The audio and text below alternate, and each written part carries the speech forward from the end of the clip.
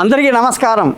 నేను మీ గోపాల్ అయ్యంగార్. చాలామంది నా దగ్గర జాతకానికి వచ్చినప్పుడు పాపం ముఖ్యంగా యువతీ యువకులు పాపం అప్పుడే బీటెక్లు చేసి ఎంటెక్లు చేసి ఇంకేదో జాబ్లు ప్రయత్నిస్తూ అనేక రకాల కాంపిటీషన్ ఎగ్జామ్స్ రాస్తుంటారండి.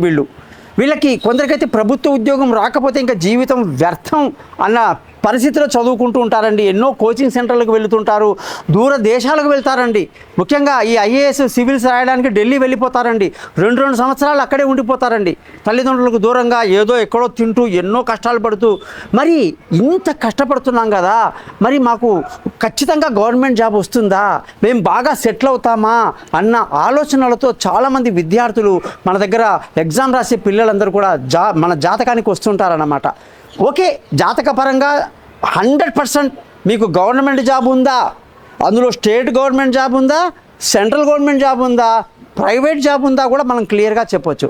ఇంకా విచిత్రం ఏంటో తెలుసా అండి, ఆ ప్రైవేట్ జాబ్ కానీ గవర్నమెంట్ జాబ్ కానీ ఏ రంగంలో ఉంటుంది, బ్యాంక్ రంగమా, ఫైనాన్స్ రంగమా, ఇన్సూరెన్స్ రంగమా, టెక్నికల్గానా, ఏదైనా సాఫ్ట్వేర్లో ఏ రకమైన సాఫ్ట్వేర్లో మనం ముందుకెళ్తాం, హోటల్ మేనేజ్మెంట్ అండి, ఎడ్యుకేషన్ డిపార్ట్మెంట్ అండి, ఎన్ని రకాల పోలీసు ఆర్మీ డిపార్ట్మెంట్స్ అండి, ఒకటా రెండా అనేక రంగాలలో జాతకాన్ని బట్టి వాడు ఏ రంగంలో వాడికి ఉద్యోగం వస్తుందని చెప్పేసి నా అనుభవంలో చెప్తున్నాను. ఎంతోమందికి రైల్వే జాబ్ వస్తుందని చెప్పాను, వాళ్ళు ఇప్పుడు హై పొజిషన్లో రైల్వే జాబ్లో ఉన్నారండి.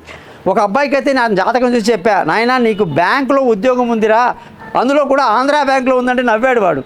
మరీ ఘోరంగా అండి, మీరు ఏదో బ్యాంక్ అంటే బాగుంది కానీ అందులో ఆంధ్రా బ్యాంకు అంటారని.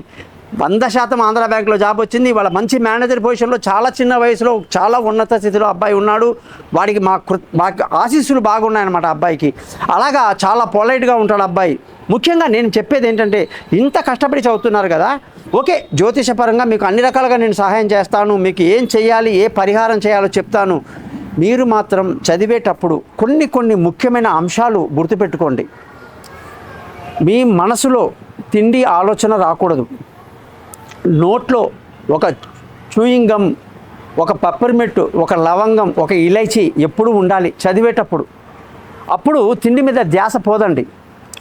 అటు ఇటు మన ఆలోచనలు దృష్టి పోతూ ఉంటుందండి. అందరికీ దృష్టి పోకుండా ఉండడానికి కోసం ఒక టేబుల్ ల్యాంప్ పెట్టుకొని ఆ ల్యాంపులు కింద కూర్చొని చదవటం వల్ల కాన్సన్ట్రేషన్ బాగా పెరుగుతుందండి. అలాగే నేను ఇంకో మాట కూడా చెప్తే ఆశ్చర్యపోతారు మీరు. కొందరు చెవుల్లో దూదులు పెట్టుకుంటారండి. కాలనీస్లో ఉండేవాళ్ళు, బస్తీలో ఉండేవాళ్ళు ఒకటే అల్లరి గొడవలు, మ్యూజిక్లు. ఇప్పుడు ఎక్కడ చూసినా ఒకటే మైకులో ఎవరో మైకులో అరుస్తూనే ఉంటారు ఏదో వస్తువులు అమ్ముకుంటూ. కాబట్టి చెవులో దూది పెట్టుకోవడం కూడా మీకు అత్యంత మంచి సలహా అన్నమాట. ఇకపోతే మీరందరూ కూడా నేను చెప్పిన విధంగా కాన్సన్ట్రేషన్గా మనసుని చదువు మీదనే పెట్టి దృష్టి మొత్తం కేంద్రీకరించి ఏకాంతమైన ప్లేస్లో చదవండి. సక్సెస్ మీదవుతుంది. మంచి కోచింగు, మంచి నలుగురు మెచ్చే సంస్థలో కోచ్ తీసుకోండి, లేదా కాన్సన్ట్రేషన్ ఇంట్లోనే చదవండి. జాతక పరంగా మీకు ఏ విధంగా కాంపిటీషన్ వస్తుంది, ఏ జాబ్ వస్తుందో నేను చెప్తాను. అది మీకు ఎంతో మేలు కలుగుతుంది. నమస్కారం, మీ గోపాల్ అయ్యంగార్.